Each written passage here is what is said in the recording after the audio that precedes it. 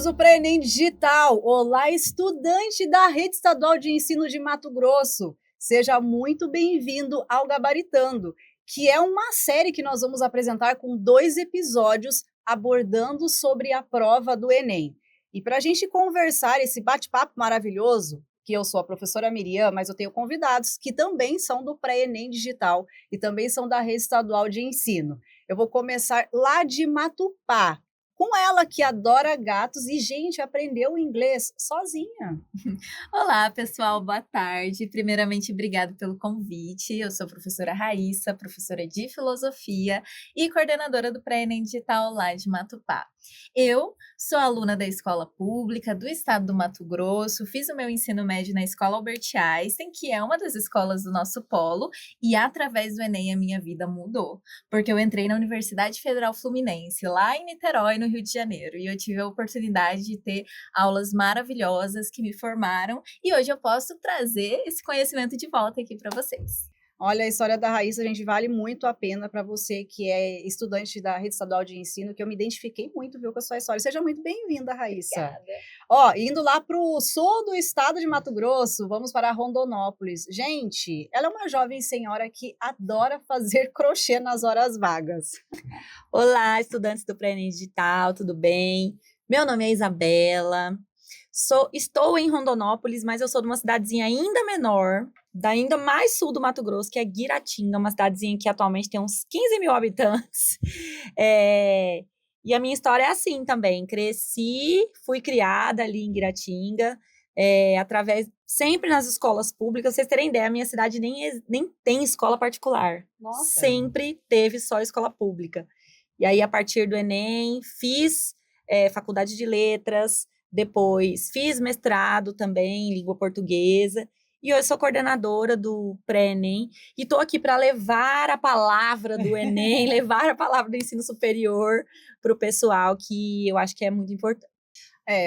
Bom, depois eu vou fazer um leve comentário sobre isso, que falando em escola do estado, assim, mexe comigo, porque me deixa muito feliz falar para vocês, nossos alunos.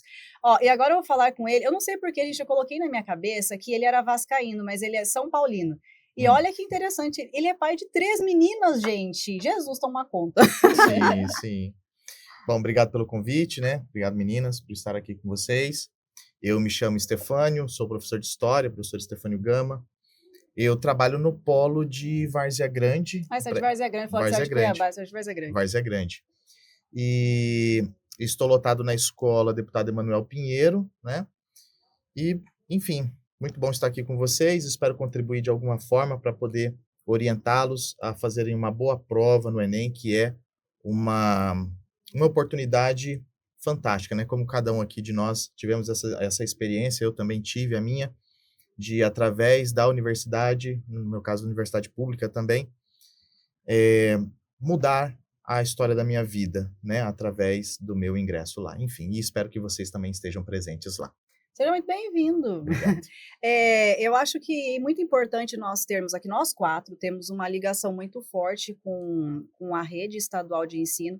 Eu estudei aqui no ensino médio todo, foi no Liceu Cuiabano, um grande beijo pro pessoal do Liceu Cuiabano, e eu tenho um carinho também muito especial pelo pessoal do Parque Cuiabá, do Eliodoro Capistrano, que fiquei aí uns bons 6 anos lá, me apeguei mesmo ao pessoal do Eliodoro. Espero que todo mundo também faça a prova lá. E é interessante porque a gente passou por isso, a gente sabe que os nossos alunos vão enfrentar na prova, porque a gente é fruto do meio, né, gente, da escola, da rede pública. E eu lembro, vocês fizeram o Enem? Sim. Você fez, Stefano, Enem? Sim. Eu lembro que eu fiz na minha época, era só para treino, não entrava, não valia como nota da UFMT, o UFMT tinha vestibular próprio. E eu lembro que eu fiz para teste, só que eu peguei 3 meses de greve no meu 3º ano. E foi assim, eu lembro que eu olhava para a prova do Enem e falava, eu não tenho condições de entrar na federal, porque eu olhava para a prova do Enem, primeiro eu fiquei muito cansada e foi um teste para mim físico, né? Então, eu penso que fazer uma prova ela é muito interessante por uma questão física, de como que a gente vai aguentar ali fisicamente, né? E essa conversa, eu estava até conversando com vocês, né? Eu queria que na minha época eu tivesse professores que conversassem sobre a prova comigo para acalmar o meu coração, né? Então, essa conversa, gente, é para acalmar o coração de vocês, para vocês verem o que vocês vão encontrar na prova, não é para vocês se assustarem. Então, quando vocês abrirem o caderno de provas, o que vocês vão encontrar? Então, começando mesmo, vamos abrir este caderno, né? Miriam, deixa eu só falar uma história engraçada que eu tenho com essa questão do Enem e dos vestibulares. Na minha época, a gente fazia o Enem, ele contava um pouquinho pro vestibular da UFMT. Uma porcentagem. Uma porcentagenzinha pro vestibular da UFMT. Daí eu fiz o Enem, né? Falei, ai meu Deus, né? Que difícil e tal. E quando fui fazer a inscrição do vestibular para a UFMT, eu queria, na verdade, psicologia. Mas eu falei, não vou passar. Então vou fazer para letras. Isso foi a história de todo mundo. O meu era jornalismo. Fiz para letras. E aí, quando eu fiz, eu passei para letras, passei em primeiro lugar. E vi que a minha nota teria dado para psicologia, né? Então, mas foi bom, né? Porque depois de um mês de curso, eu estava encantada pelo curso de letras. Mas como que a gente, às vezes, se menospreza, né? Como que a gente pensa que não vai dar conta? Eu falo muito para os meninos, né? Se subestima. Falo muito para os meninos, gente, a gente precisa persistir, porque às vezes a gente acha que é um bicho de 7 cabeças, não é, né? E principalmente nós que viemos da rede pública, a gente vem com autoestima, a gente fica assim, nossa, eu não vou dar conta. É verdade. Eu lembro que o meu sonho era jornalismo. Eu falei, não vou dar conta, vou fazer letras. Sempre foi isso, vou fazer letras que não dou conta com jornalismo. Mas sobre esse caderno de prova que a gente vai, o que nós vamos encontrar, né, no primeiro dia? Quando vocês forem abrir a prova de vocês vão encontrar 5 questões de língua moderna.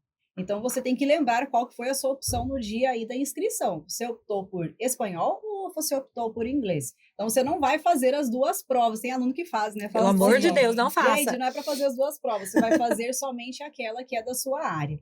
E aí, depois disso, passadas 5 questões de linguagem, de língua moderna, estrangeira moderna, você vai encontrar 40 questões. E aí vem, gente, é texto. Desce texto.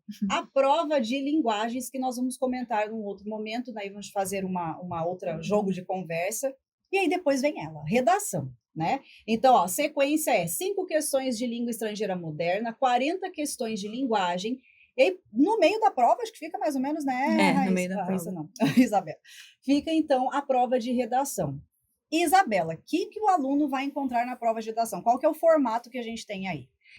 Então, na prova de redação, a gente vai encontrar ali, logo no início, as instruções para o estudante fazer a prova, né?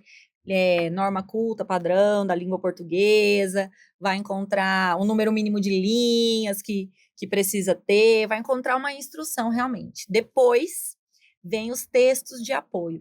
E é importante dizer que só no final da folha é que vai estar o tema de redação. Ô, Edu, você tem como colocar na tela para nós? Aqui, acho que eu até tinha colocado num slide, como que vai ficar, então, como que é essa página, né? Porque tem aluno que você precisa também aprender visualmente onde que fica essa prova.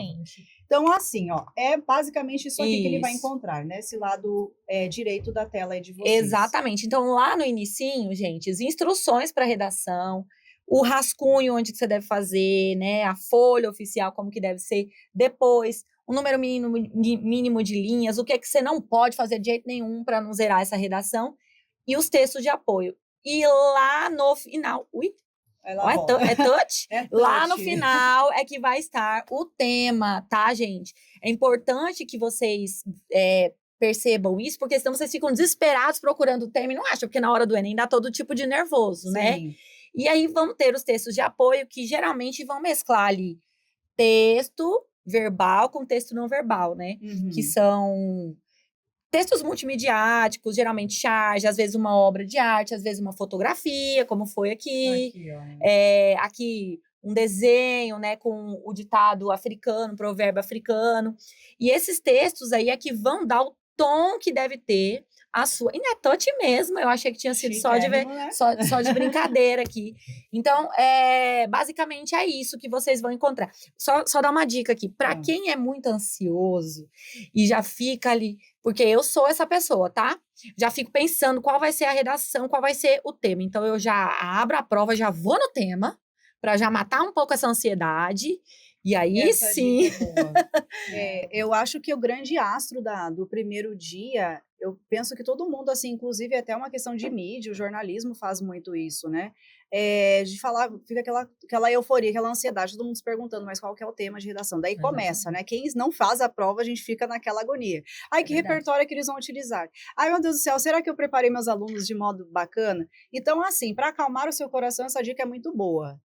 Pega aí, deixa as 45 questões de lado e vai lá e dá uma olhada o que você tem de redação só para você acalmar o seu coração. Né? Porque senão você vai fazer as 45 questões pensando, meu Deus, o que é que vou achar no meio da prova? Aí vem um perigo que eu já vou falar sobre isso, né? Sobre o perigo das questões lá da parte de humanas interferirem na redação. É verdade, né? tem isso. Bom, e a pergunta agora é para vocês dois. Como que eu posso aí utilizar as ciências humanas e devem utilizar ciências humanas na prova de redação? Começa aí, Stefânio, falando sobre isso. Olha, um ponto importante é você analisar bem, né, qual é a proposta da redação, né, e a partir disso tentar encontrar algum elemento da história que possa te ajudar, sobretudo, acho que introduzir o que se pede na proposta, né?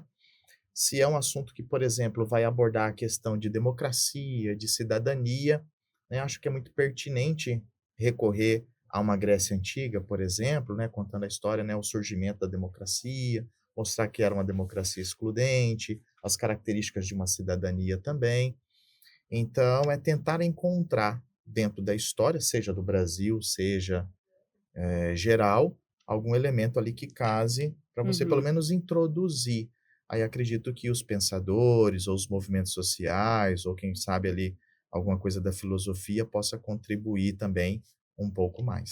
E a história, né? A história é muito importante na contextualização de tema, né, Stefânio? Sim, sem dúvida. É muito importante. História é fundamental. Sem dúvida. Por isso que, sobretudo quando a gente fala muito de propostas da redação que estão relacionadas à sociedade brasileira. Então, conhecer a história do Brasil é importantíssimo, né? Eu percebo muito assim o quanto os alunos têm uma dificuldade com a história do Brasil, tem uma dificuldade, tem uma resistência em estudá-la, geralmente apreciam mais a história geral, mas na hora que você vai fazer uma redação, a história do Brasil pode ser um divisor de águas. Sim. E aí é o que eu falo para os meus alunos de educação, da educação básica, eu priorizo cobrar na prova assuntos de história do Brasil. Porque eu até falo para eles assim, porque eu sei que é o que vocês vão estudar um pouco mais porque é prova. Então vão para a história do Brasil, né? E os do cursinho, quando eu faço perguntas relacionadas à história do Brasil, eu falo, assunto de 8º ano, assunto de 9º ano, né? Só você tem que saber. Exatamente. Então, ficar atento à história do Brasil, que você vai encontrar sempre um elemento bom para poder utilizar na sua redação. É interessante, só fazendo antes da Raíssa falar, Isabela, sempre interessante que na proposta sempre aparece no Brasil. É um problema relacionado ao Brasil, né? Por mais que esse problema se expanda ali para o resto do mundo, por exemplo, as questões relacionadas ao racismo, à intolerância religiosa, como já caíram no Enem, elas não são questões só brasileiras, né? Mas geralmente não. A perspectiva é dentro do Brasil, né? Como que isso funciona, quais são os desafios para melhorar, né? Quais são as consequências sempre no nosso contexto. Então, assim, eu acredito não, é por isso que a história do Brasil é tão importante, né? É interessante porque, por exemplo, se o aluno ele não coloca e não contextualiza no Brasil, você pode, às vezes, até dar um tangenciamento. Tira ponto, é tangenciamento se ele não situa no Brasil. Então, assim, isso é muito importante, a questão da contextualização histórica. E, Raíssa, e a filosofia? Então, eu acho interessante pensar que, geralmente, os alunos associam, né, quando a gente fala de ciência, pensa muito na galera da natureza, né? Mas nós somos cientistas também, cientistas humanos. Então, a gente estuda fenômenos humanos que são complexos. Então, a grande problemática, às vezes, que a gente vê é que o aluno pega ali uma frase pronta, né? Um penso logo existo, joga ali no meio para dar aquela frase de impacto, porém, sem contexto, sem você saber o que o Descartes queria dizer com isso, fica fora, você vai perder ponto provavelmente com isso. Então, a importância de se entender o contexto, o que aquele momento histórico impactou em todo o futuro da humanidade, né? O que gerou de consequência para gerar aquele desafio ali que está na proposta de redação, porque um desafio, uma problemática, ela não surge do nada nada vem. Então, você precisa, através das ciências humanas, conseguir perceber a história, os aspectos geográficos, geopolíticos, os movimentos filosóficos que também impulsionaram mudanças, né, na história da humanidade e como isso se associa àquele seu tema, sempre trazendo para o Brasil, sempre pensando também, né, o quanto o Brasil é um país múltiplo que vive vários fenômenos diferentes, né, os regionalismos e fazer essa costura para que tenha um texto fluido, que o seu leitor te compreenda e que não fique parecendo, assim, aquela coisa pronta, né? Que a gente sabe que tá rolando aí no TikTok. Mas é interessante, assim, eu sempre, como eu sou professora de gramática, né, há 15 anos já em sala de aula, estou trabalhando com gramática, mas é interessante, eu sempre falo assim, a prova do Enem, ela não é uma prova para quem decora. Não é uma prova para você aprender que você é bom de guardar datas, de saber escrever Nietzsche, saber escrever Nietzsche. Não é uma prova para você aprender que você vai fazer análise sintática. Não é uma prova para isso. É uma prova de leitura do mundo que você está inserido. Então, eu acho muito interessante, por exemplo, a parte de gramática. Eu sempre falo assim, gente, qual é o assunto de gramática que vai cair no Enem? São assuntos que esbarram, que eu vou ter no embate a norma padrão, norma culta e a linguagem coloquial. Se eu não tenho esse embate, não vai cair na prova. Então, o que acontece muito? Regência verbal, regência nominal, concordância, por quê? Porque eu tenho um embate da sociedade. Como que eu uso a língua no dia a dia, né? Isso acontece em todas as áreas. Eu acho uma prova muito humana, muito social.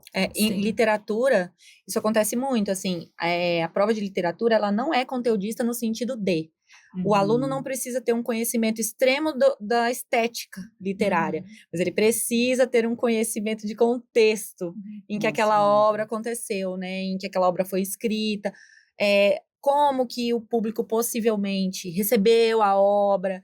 Então, assim, por mais que a gente decore acadismos, pastores, geralmente não é isso que a prova vai pedir. Ela vai pedir uma compreensão do texto e quando ela pede o contexto, tá bastante relacionada ao histórico também, né? Porque a literatura, mesmo quando ela nega a realidade histórica, é um sintoma da literatura estar negando aquela realidade, né? Sim. Então, assim, eu acho também uma prova bastante humana e muito interpretativa, social, muito interpretativa. Mas eu te pergunto o seguinte, tem espaço para cultura pop na prova? Tem Ou é espaço. só Rousseau, Descartes, é só Constituição que cabe? E aí? Olha, gente, uma coisa que eu falo muito para os meus alunos, tem espaço para cultura pop. Para pertinente e legitimado com Naruto? Tem espaço, vamos falar disso. Às vezes, uma coisa que bloqueia muito os estudantes na hora do repertório é que eles acabam pensando que só cabe ali na prova uma cultura erudita, né? Uma coisa assim mais que tenha um prestígio maior, né? Social. Mas isso não é verdade. Porque para o repertório ser produtivo, ele precisa estar relacionado com o tema e ele precisa contribuir de certa forma para o tema, né? Então, assim, por exemplo, eu falo para os meninos,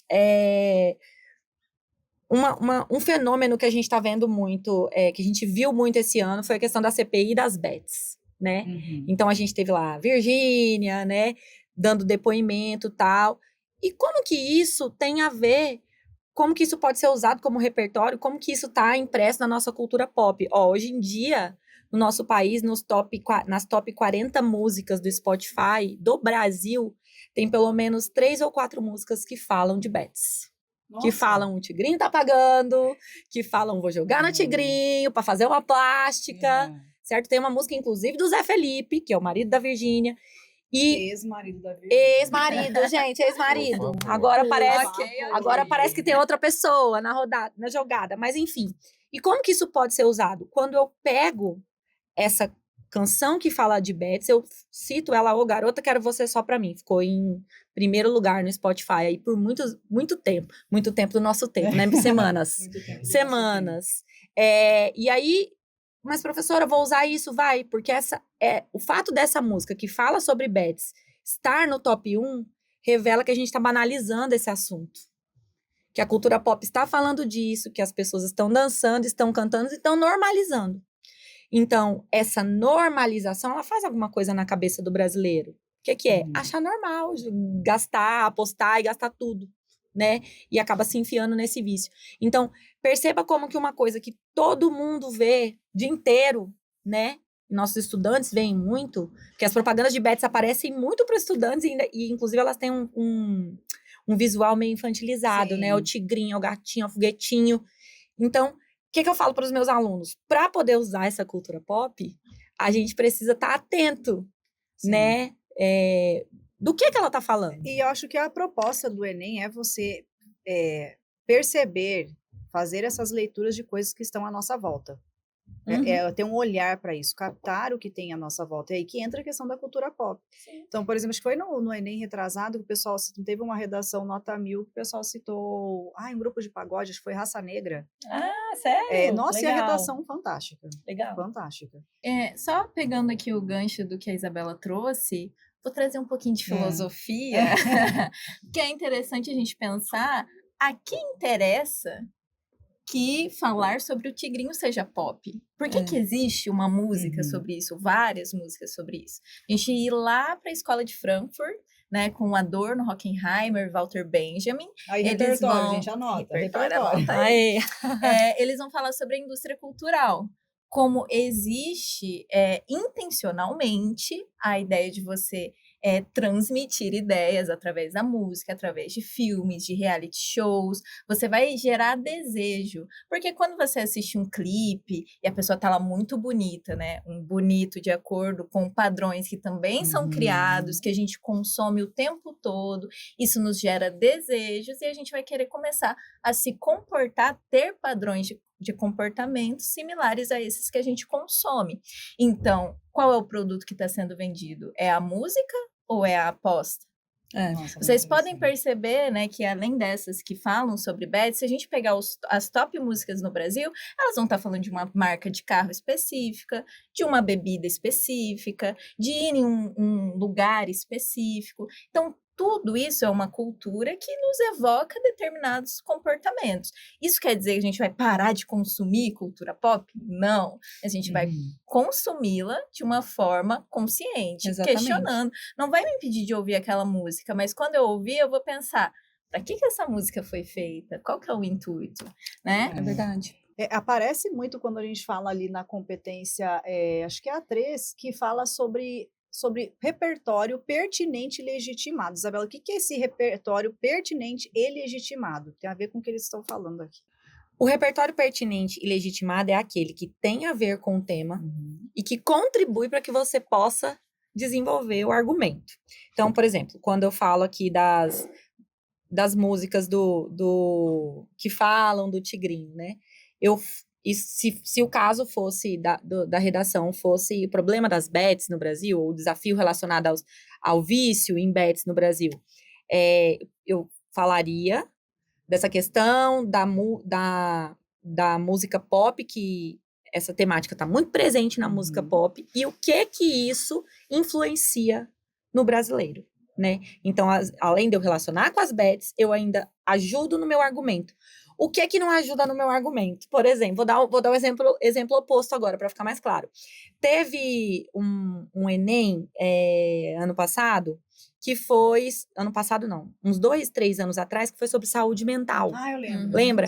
E aí, muita gente citou a série 13 Reasons Why, né? 13 razões por quê, que tem pessoas, né... em situação de depressão e tal, e atentam contra a própria vida.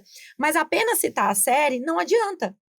Você teria que citar a série. Não é produtivo. Você citou, tá lá relacionado ao tema, mas por que você citou? Então, uma coisa que eu falo para os meninos que funciona é você citar algo que aconteceu no filme, né, na série, citar a série e dizer o que isso tem a ver com a nossa realidade. Sim.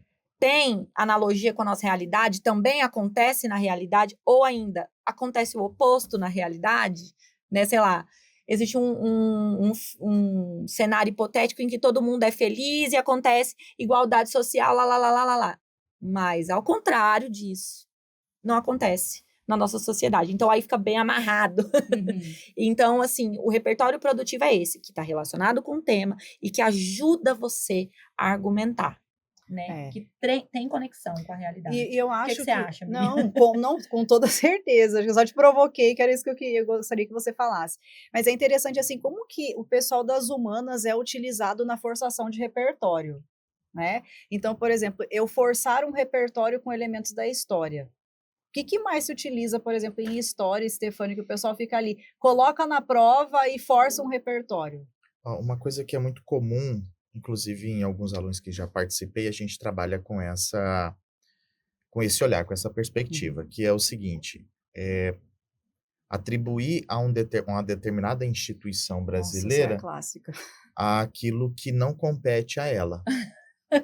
IBGE e tudo, Isso. Constituição. Aí o que a gente faz, por exemplo? Aí ele atribui, por exemplo, ao Ministério da Educação a função de melhorar ou ampliar o número de vagas nas creches para que as mães tenham possibilidade de verdade. ser inseridas no mercado de trabalho. Uhum. Então, aí, o que a gente vai instruir o aluno? Que cada poder e cada esfera dentro desse poder, ele tem uma função específica, Uhum. né? Então, para que você não force ali uma situação, você atribuir ao Ministério da Educação o aumento do número de vagas nas creches, é um equívoco gritante. Você não Uhum. pode fazer isso, né? A educação infantil é competência do município. Nossa, A educação básica, né, o ensino fundamental 2 e médio, a rede estadual. O ensino superior, o Ministério da Educação. Sim. Então Nossa, é você muito importante isso. saber Então, isso. a função, né? Qual é a função do judiciário? Qual é a função do legislativo? Qual é a função do executivo? Porque às Então, vezes eles querem que o executivo crie leis. Exato, Nossa, essa é a exatamente. clássica. O executivo aplique a lei, Sim. né? Então ele mistura tudo. Então esse é um ponto que a gente percebe bastante. Aí ele tá, é como se ele estivesse resolvendo o problema, mas ele está dando essa resolução a um órgão ou instituição que não cabe a ela.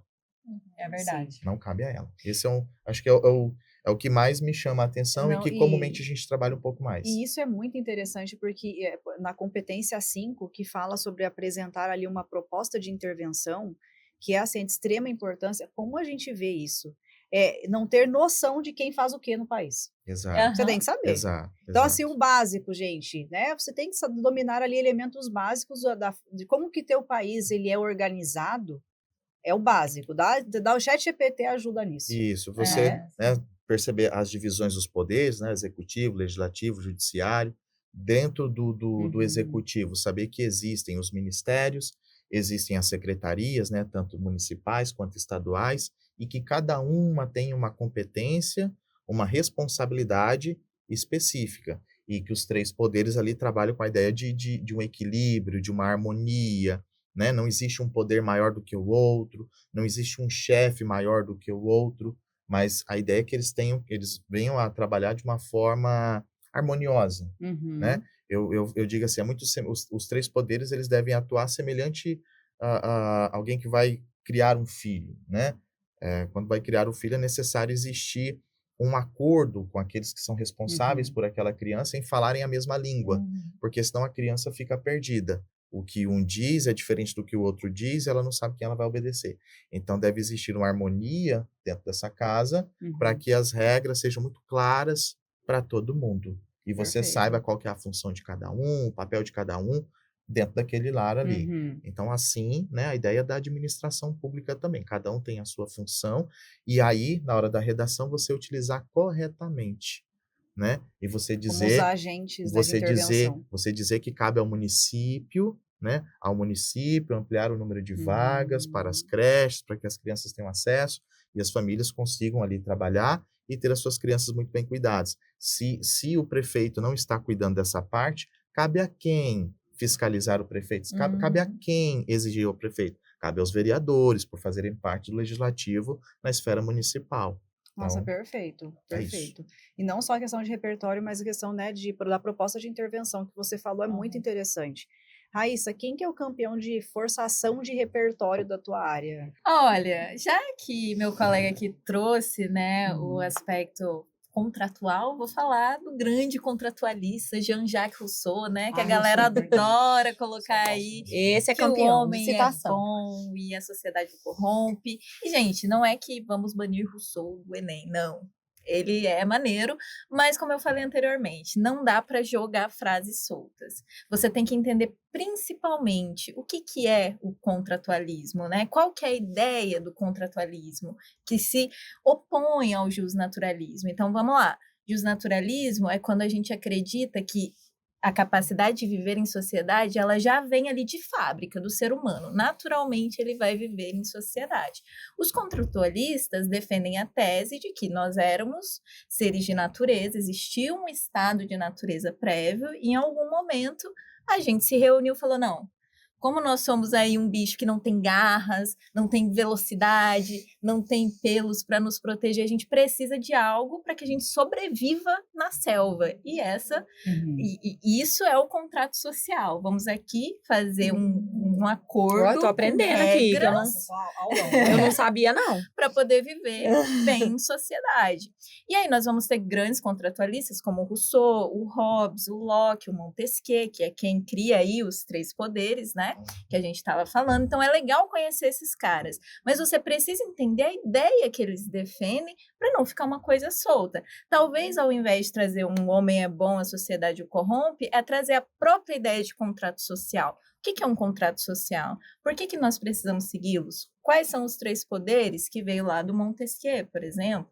Então, pensar dessa forma. Como eu disse antes, nós, das ciências humanas, eu vou defender, gente, essa causa. É ciência. E é preciso ter cuidado com todos esses fatos históricos, né?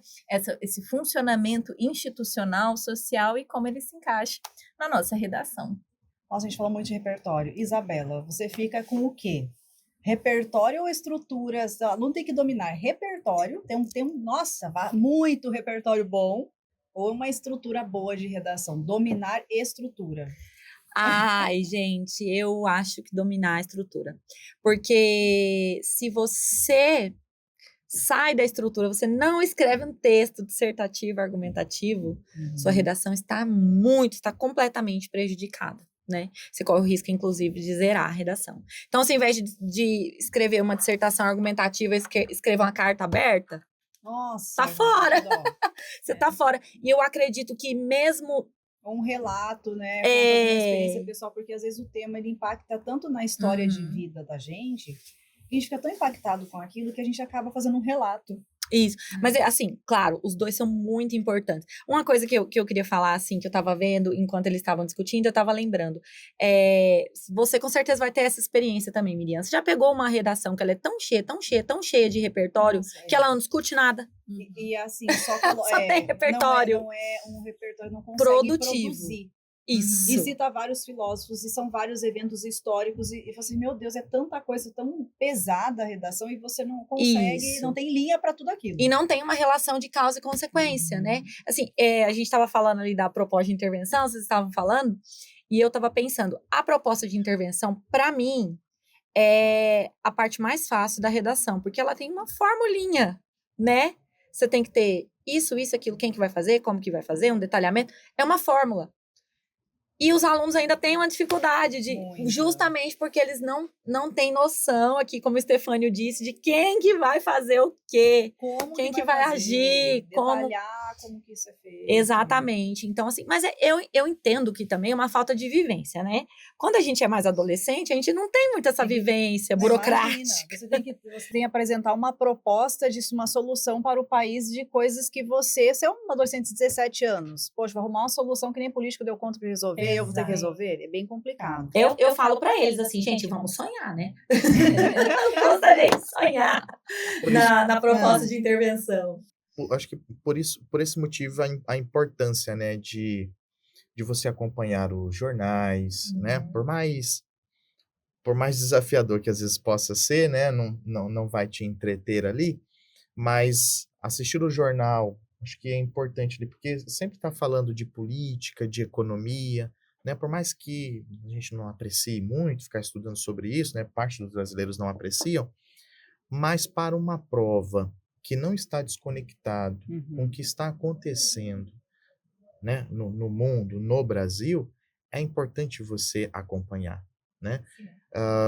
Vamos lá, eu não vou conseguir assistir todos os jornais, né? Eu não vou conseguir ler todas as revistas, mas acompanhe um podcast, né? Sempre É, falo tipo isso. aqui, ó, tá, lá, Acompanhe. tá limpando a casa, coloca um podcast. Isso, acompanhe um tá no podcast, porque ônibus, No caminho para a escola. ele vai falar, né? O Senado, a Câmara dos Deputados, o governador, o prefeito, você já vai se familiarizando com Sim. os personagens políticos, né, que envolvem a administração pública. Uhum. E aí você se familiarizando, isso torna um pouco mais fácil de compreender as coisas, justamente porque não tem a vivência, né? Foi pontuado pela Isabela. De fato, não tem essa vivência.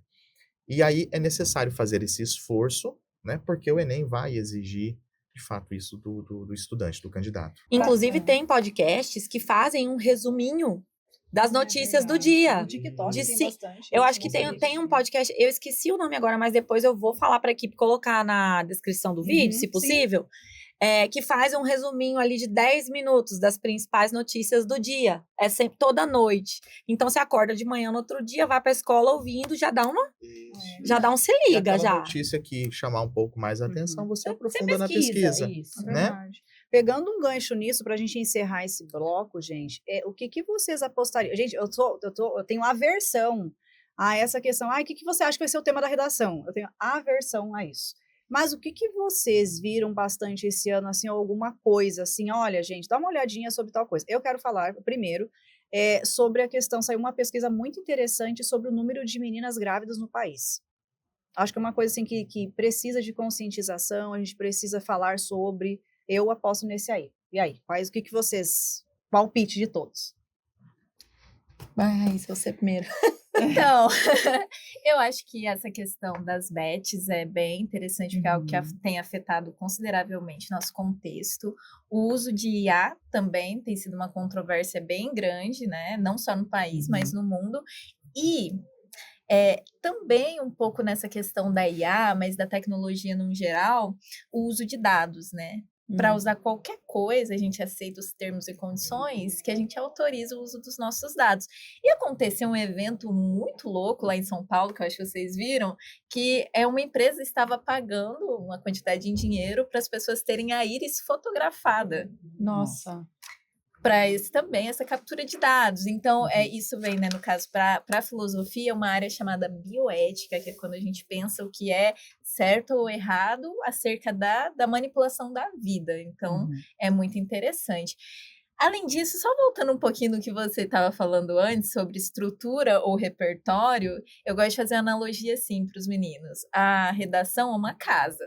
E a estrutura é o alicerce, né? A construção em si. Então, esse é o mais importante.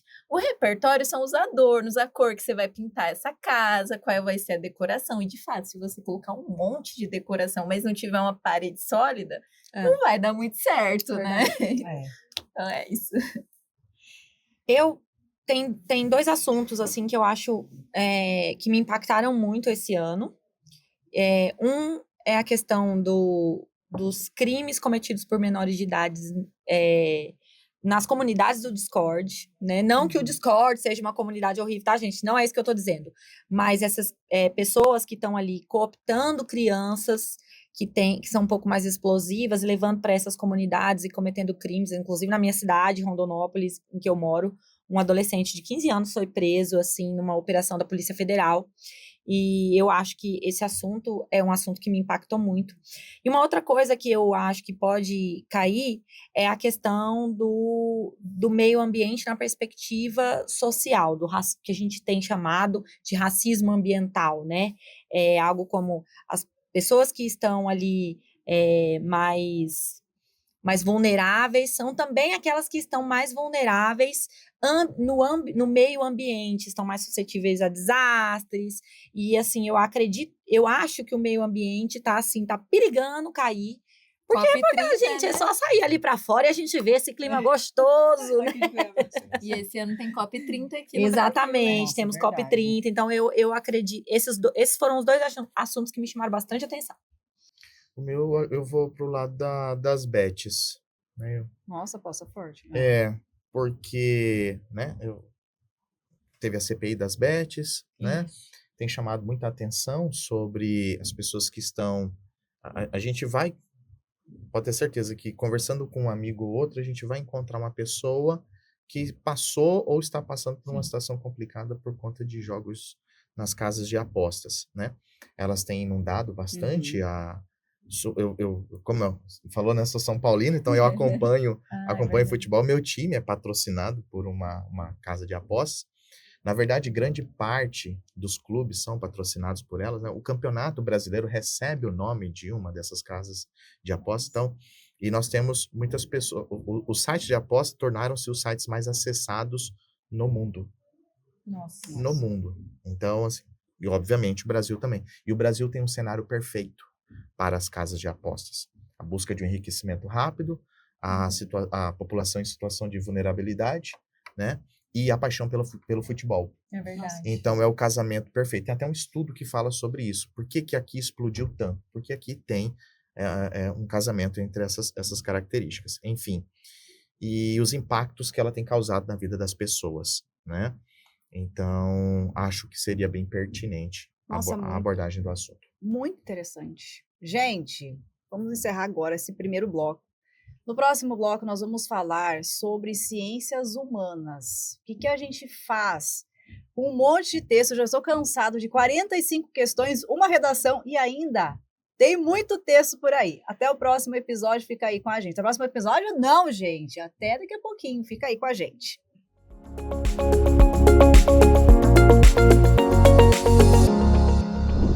Voltamos então aqui, gente, que o nosso bate-papo gostoso. Nossa, mas como rendeu, né, gente, esse primeiro bloco. Ó, nesse bloco nós vamos falar então sobre ciências humanas. Eu, particularmente, quando eu pego essa prova de ciências humanas, eu sempre falo assim, meu Deus do céu, o que é geografia? O que é história? Onde está filosofia, sociologia? É uma prova tão bem... se cruza tanto ali, né, o que a gente conhece como disciplina, que às vezes a gente fica assim, meu Deus, para onde eu vou? E outra coisa, você está vindo de uma prova com 45 questões, com textos enormes, de linguagens, fora uma redação. Gente, e aí, o que faz com uma prova com tanto texto? Como que eu, por exemplo, eu saio de uma prova com tantas questões, né, lendo tantos textos? Como que começa a prova de humanas agora? Qual que é a dica? Bom, a prova do Enem, ela é uma prova muito extensa, né? Ela é uma prova longa. E é necessário que o estudante, o candidato, ele já seja consciente disso e que ele se prepare para isso. Deixar para fazer 90 questões, deixar para experimentar 90 questões e fazer uma redação no dia em que aquilo ali vale a sua vaga, é um equívoco muito grande. Então, você tem que estar... Como é uma maratona, você precisa estar preparado para maratonar. Treinar, né? Aí vem o treino, né? Vem o treino. Se você não tem o hábito da leitura, porque é uma prova que exige muita leitura, né? Se você não tem o hábito de ficar 50 minutos, 1 hora, sem tocar no celular, você precisa se habituar a isso, porque você não vai poder tocar nele, né? Então, o que eu digo inicialmente você precisa treinar para esse momento, porque é uma prova extensa, com a duração de 5 horas e 30 minutos, no qual você vai ficar ali sentado numa posição e você precisa estabelecer as estratégias, né? A Raíssa vai comentar sobre isso, estabelecer algumas estratégias que são importantes, mas a estratégia inicial que eu comumente abordo você tem que estar preparado para fazer uma prova extensa e que exige de você, nesse primeiro dia, muita leitura. Nossa. E aí, Raíssa? Então, eu sempre falo para os meus amores que eu sempre faço analogia com a academia, né? Porque, assim, eu particularmente sofro para ir para academia, né? Tem que levantar, se propor aquilo, chegar lá, você vai puxar peso, vai doer, vai ser chato. Mas, num momento futuro, quando eu precisar puxar um peso de uma vez, eu vou conseguir. Se eu ficar sedentária aqui um tempão sem fazer nada e do nada eu precisar puxar peso, não vou conseguir fazer aquilo que eu me proponho. Mesma coisa, habilidade escrita para redação e a leitura para a prova como um todo. Você precisa se preparar. Então, eu sei, gente, que é um processo. Assim como ir para academia, demanda você se propor a isso, né? Você, de fato, estabelecer os desafios e a cada dia ir fazendo. Então, lê um textinho curto, pega um livro e se põe o desafio, vou ler 2 páginas, mas o mais importante, que era a estratégia que, inclusive, eu utilizei e ainda utilizo, porque eu ainda faço muitas provas, Enem todo ano, é pegar as provas anteriores e ir resolvendo. Se habituar com esse tanto de questões. A prova do Enem, para além do conteúdo, ela é estratégia. É você se conhecer, saber como você reage, porque sim, dá tédio, você se sente mal ali de ter que ficar sentado sem o celular, como o professor falou. Então, assim, saiba o que é bom você comer na hora, né? O lanchinho que você vai levar, que te faz bem, que te dá energia, né? Saiba quando ali você pedir para ir no banheiro, jogar uma água no rosto para voltar a sua atenção. Então, se conheça e pratique, é a dica que eu dou. Isabela, o que o povo reclama? Por exemplo, assim, você vê assim, aluno reclamando, sai da prova como? Reclamando do que dessa prova aí de ciências humanas, de redação, Texto. linguagem? Textos longos, muito longo. Quando cheguei na questão, já não lembrava mais o que estava no texto. Eles falam muito disso. Uma coisa que eu falo para os meninos é lerem o comando primeiro, porque daí quando você vai no texto, pelo menos na prova de linguagem, você já vai procurando o que o comando está pedindo de você. Essa é uma dica que eu dou. E a Raíssa falando ali, o Enem é uma prova de resistência, né? Resistência física, mental. Gente, você tá com o espírito preparado. Não, sem brincadeira. Assim, eu tive uma experiência com o Enem há alguns anos atrás, que eu falei, não vou mais ser professora, vou ser arquiteta. Aí prestei vestibular, não, prestei o Enem para arquitetura aqui na UFMT, passei, só que assim, gente, me deu nervoso na hora da prova. E olha que eu sou professora há quanto tempo, né? Tinha me preparado, estava resolvendo questões. Então, realmente, você precisa saber como você vai, de fato, reagir ao Enem. Então, e uma coisa que eu quero falar. Gente, simulados são muito importantes, né? A gente vai agora ter aí o segundo simulado do pré-ENEM. E é muito importante que vocês façam. Porque o simulado te dá a perspectiva de como vai ser a sua prova. Eu brinco lá no pré-ENEM em Rondonópolis, né, no dia do primeiro simulado, quando chegou o aluno atrasado, eu falei, ei, o portão do Enem já tinha batido na sua cara, você já teria virado meme. Vai virar meme? Então, treina até a sua responsabilidade de chegar no horário. Documento, caneta preta. Documento, pensar nos imprevistos, né? Porque são N possibilidades, né? Que podem te acontecer. Então, assim, é importante fazer os simulados. Gente, quem está se preparando, de fato, está fazendo simulados. Então, não perca o nosso simulado. Queremos todo mundo lá, hein? Todo mundo lá, é muito importante mesmo. Ô, Raíssa, como que é a sua prova de filosofia? Minha prova? A sua prova de filosofia, a sua prova de sociologia, como que é? E outra, é uma curiosidade minha, tem como você perceber, essa aqui é questão de sociologia, essa aqui é filosofia, vem na sequência ou tá tudo meio embolado ali, gente? Tudo embolado, é bem interdisciplinar a prova de humanas, né? Porque realmente as disciplinas são como ferramentas dessa grande ciência, que é as ciências humanas, e por isso que elas estão interligadas. Nós somos professores, a gente consegue ver ali, essa questão tá mais aqui para filosofia, tá mais para sociologia, tá mais para história, mas geralmente costuma ter ali 2 ou 3 disciplinas numa mesma questão até. Por isso que é importante, né? A gente tem ali a BNCC, que fala sempre, né, das habilidades, das competências, né, que os estudantes devem desenvolver ao longo do ensino médio. E o Enem, ele coloca justamente isso em prova, de você conseguir pegar conteúdos diferentes e ter a habilidade de relacioná-los e a competência de solucionar problemas através disso. Então, isso também vai ser testado na redação, porque daí você pegar esse repertório, articular, construir uma boa redação, né? Então, isso também está ali nas questões, só que você tem o conteúdo já ali, muito raramente você vai ter que lembrar um conteúdo decorado. O conteúdo tá ali. A parada é você conseguir solucionar aquele problema que a questão está te dando a partir daquele conteúdo. Por isso, novamente, é muito importante o treino, porque essas habilidades e competências a gente só desenvolve a partir do treino mesmo, né? E se preparando para isso. E aí, gente, a pergunta também quero fazer o seguinte, sobre essa prova, por exemplo, de história, muita decoreba de data? Como que funciona a prova de história? Então, a ideia de decorar as datas, né, a gente É bom. tem que superar. É fazer, nossa, tá ótimo, vamos Não, decorar a data. não, tem que superar. Ela vai trabalhar de uma forma contextualizada, vai trabalhar com as outras áreas, né, com a filosofia, com a sociologia, com atualidades, com geografia.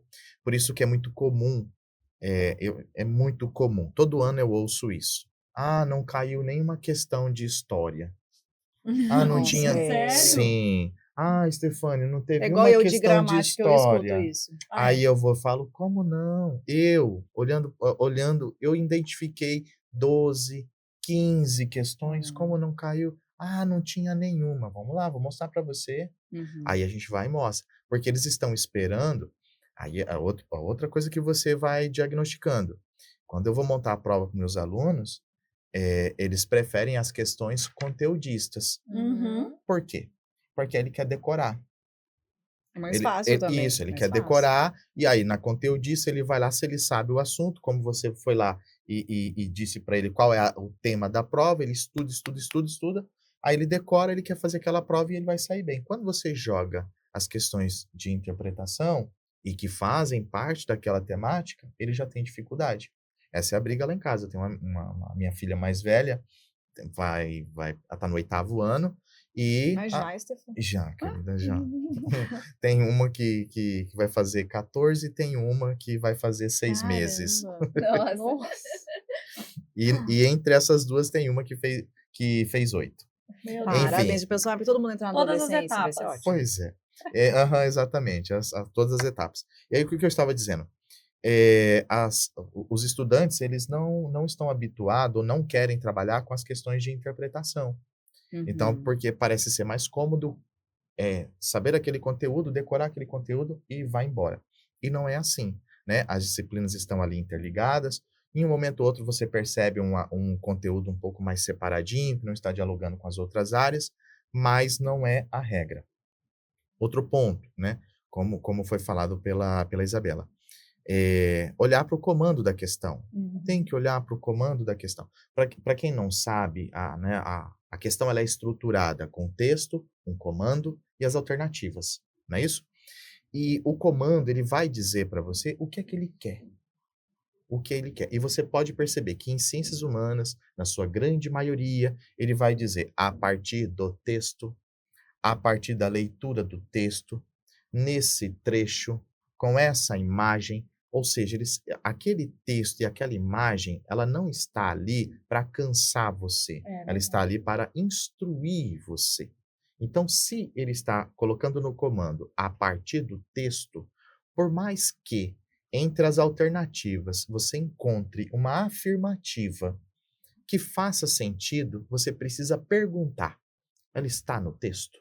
Eu encontro essa afirmativa ela tem respaldo no texto, porque é o que a gente vai chamar ali de distrator, que vai ser aquela alternativa que pode te confundir. Então, é olhar a partir do texto. Então, em história, você precisa entender o contexto que está se passando e explorar as informações que há naquela questão. E aí entra a questão de procedimento de leitura, né, Isabela, que é muito importante. Nós, em língua portuguesa, a gente trabalha muito, fala muito sobre isso. Gente, procedimento de leitura.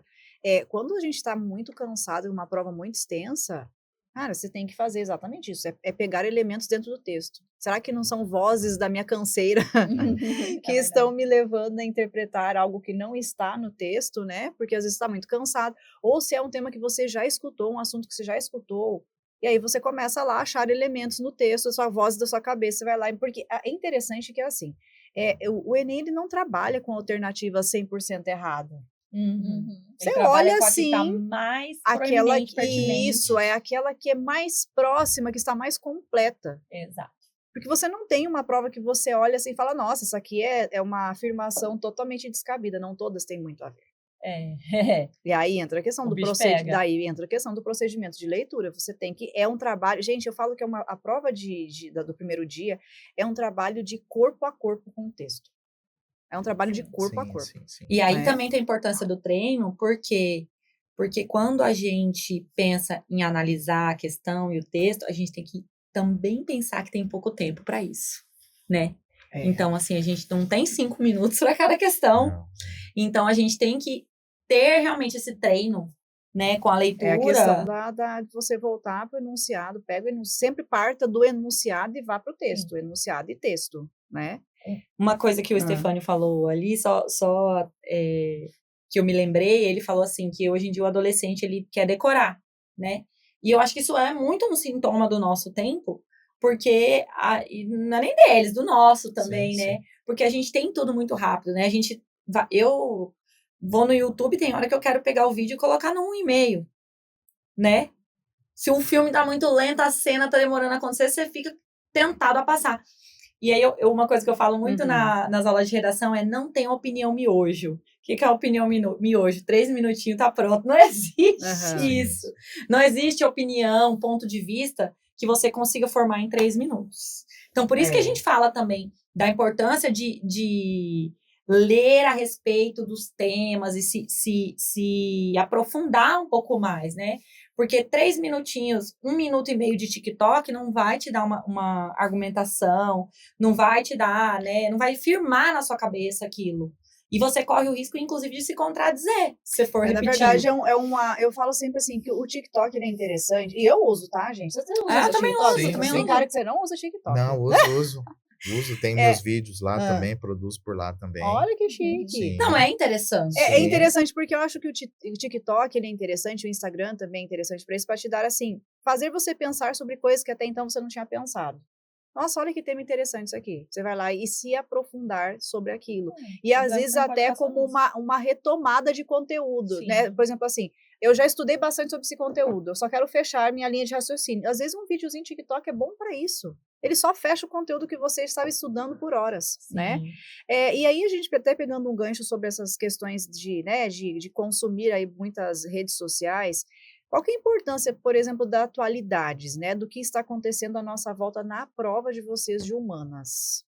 Então, é fundamental justamente porque o tema da redação sempre vai estar relacionado ao nosso país, ao nosso contexto. Então, é importantíssimo que a gente conheça o contexto que a gente está inserido, né?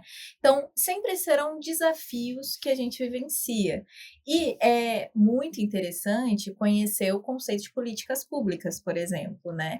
Que são ações políticas que visam resolver desafios e problemáticas que a nossa sociedade vive. Então, você precisa conhecer quais são esses desafios para você pensar, inclusive, políticas públicas. Eu, particularmente, acho uma estratégia interessante na proposta de intervenção, por exemplo. E aí, o que seria uma política pública? Nós aqui estamos numa política pública, né? O Pré-ENEM Digital é uma política pública do Estado do Mato Grosso, visando qual o desafio? Os nossos alunos da rede estadual entrarem nas universidades federais e estaduais do nosso país, né? Então, olha que maneiro. Você precisa conhecer o seu contexto. E isso a gente faz, né? Assistindo jornal, ouvindo um podcast, lendo alguma coisa sobre isso. E aí a gente vai descobrindo as estratégias para consumir esse conteúdo de uma forma mais tranquila. O TikTok, as redes sociais, é a forma mais, como que eu posso dizer, consumível disso. É feito para ser fácil. Só que tem a questão neurológica, neuroplástica. O nosso cérebro, ele tem mecanismo, ele vai por caminhos, ele vai descobrindo caminhos para chegar mais rápido a um objetivo. Quando a gente usa as redes sociais, a gente acostuma o nosso cérebro a ir por um caminho bem rápido. Ele não precisa fazer muitas relações, interpretação de texto, né? Passar por um determinado cansaço para chegar àquele objetivo. Mas aí, no dia da prova do Enem, você tem muitos desafios, porque você tem 90 questões para você interpretar, para você relacionar com vários assuntos diferentes, você tem que escrever, você tem que criar um ponto de vista que não acontece em 3 minutos. Na verdade, você fazer várias coisas que você não faz. Exatamente. Você vai fazer 5 horas, 5 horas e meia, né, de prova no primeiro dia. Poxa, você não dá conta de assistir, às vezes, a uma aula de história, de fofocas fofocas de velhariza, não dá conta de escutar 15 minutos de aula, ai meu Deus, que insuportável. Pô, você vai ficar 5 horas e meia. Não, 5 horas e meia, eu não maratono uma série 5 horas e meia, nem a pau. Não tem no meu tem que levar corpo. crochê. E tenho que levar meu crochê, justamente, para poder conseguir me concentrar. Então, assim, o corpo também tem essa resistência, né? Sim, Assim, de querer se movimentar, de se cansar. Então, treino, gente. Por isso que é importante ensinar o seu cérebro a fazer esse caminho já com antecedência. Que aí não vai ser tão tortuoso na hora ali da prova. Ele já vai saber para onde ir. Fale, Stefania. Posso contribuir um pouquinho? Muito. Né, o ponto que a Raíssa aborda, atualidades importantes ali na produção textual e também as próprias questões, né? Uma coisa que o estudante precisa ter claro é que você não vai ter uma questão específica sobre uma determinada notícia. Ele não vai perguntar ali especificamente ou sobre um determinado fato em que ele vai falar, ele queira de você uma informação de uma reportagem que fala sobre a guerra entre Rússia e Ucrânia.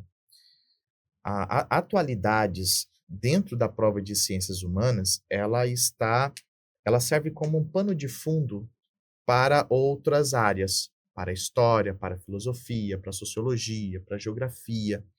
A atualidades, ela está envolvida nos grandes temas: questão indígena, guerras, cidadania, democracia. Ela pode utilizar uma determinada notícia como pano de fundo. Ela vai falar sobre o atrito entre Coreia do Norte e Coreia do Sul, né? Mas ela vai remeter de onde que vem esse atrito entre essas duas Coreias, né? Qual é a origem delas? Então, atualidades é nesse sentido. Outra coisa, a prova do Enem, ela é elaborada com um certo tempo de antecedência, que a gente está falando de uma prova que ela é a mesma prova aplicada no Brasil inteiro, e o Brasil é um país de extensão continental.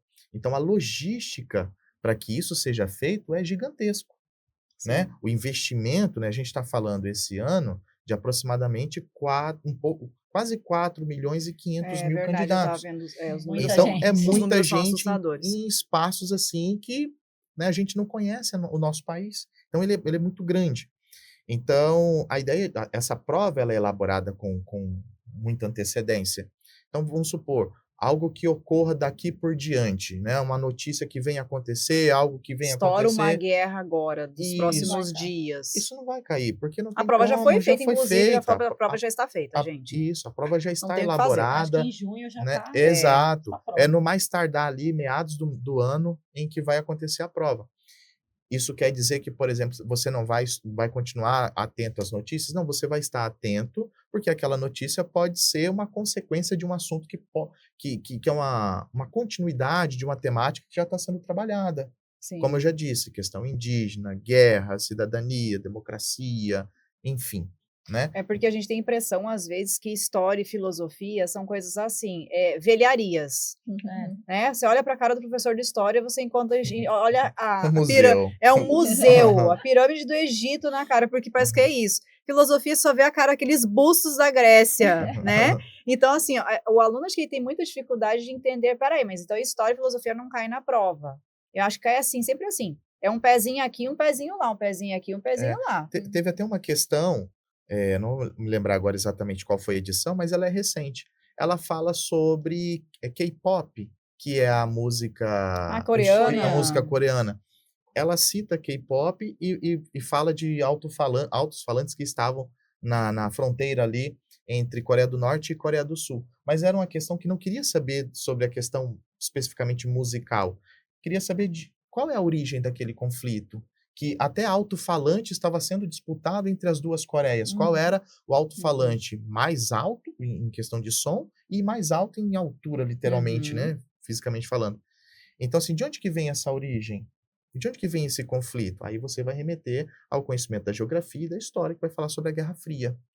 Uma coisa que você falando aí dos professores de história, de filosofia, uma coisa que eu sempre falo para os meus alunos, né? Quando a gente vai trabalhar algum movimento literário, eu falo para eles, vocês às vezes têm a impressão de que esse povo que escreveu isso era velho. Não, gente.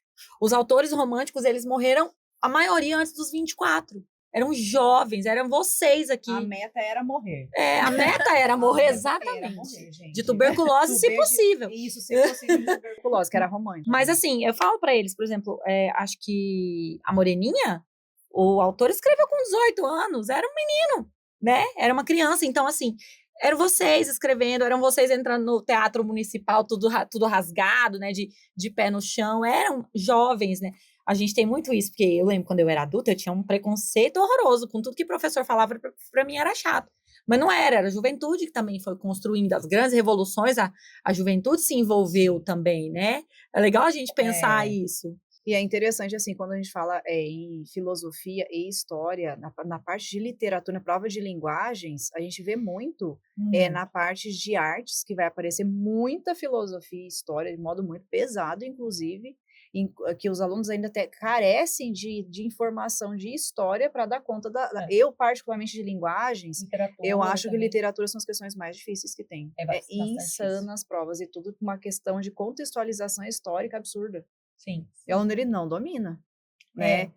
E a literatura ainda tem uma coisa a mais, né? Que é aquela questão da vivência, né? Você é um adolescente de 17 anos, você tem uma vivência para ler uma Cora Coralina e se identificar com aquilo, é difícil, né? E aí tem a questão da linguagem poética e a questão do contexto também. Então, é bastante habilidade ali envolvida, né? Deixa eu te perguntar, pode utilizar uma questão de filosofia, de história e de geografia na redação? A cara dela. Adoro. Ai, gente, esse tema é polêmico, né? Se você usar uma informação da prova, do caderno de provas, e se você copiar um trecho do que está lá, ele vai ser desconsiderado das linhas escritas, né? Então, você escreveu uma redação de 10 linhas e 3 você copiou do caderno de redação. Gente, isso é muito importante. De qualquer questão da prova, de filosofia, de história, de geografia, se você colocou na sua redação, o corretor, ele vai descontar ponto. E vai descontar, inclusive, aquelas linhas que foram escritas vão ser tiradas, vão ser desconsideradas. Isso é muito sério, muito grave. Isso acontece muito, né? Ai, professora, tinha uma questão perfeita no caderno de provas. Na prova passada, tinha uma da Simone de Beauvoir, na prova passada, 2 provas atrás. Que foi sobre a questão da mulher. Sim, eles utilizaram a questão da Simone de Beauvoir, colocaram na redação. Então, assim, é muito complicado isso. Porque o que acontece, assim, quando você vai escrever uma redação, o corretor, as melhores notas são daqueles que vão trazer repertórios que não estão nos textos de apoio. Posso usar alguma coisa do texto de apoio? Pode, não é proibido, mas saiba que se você só usar o texto de apoio, você não estará entre as melhores notas. Você não estará entre os 900 mais.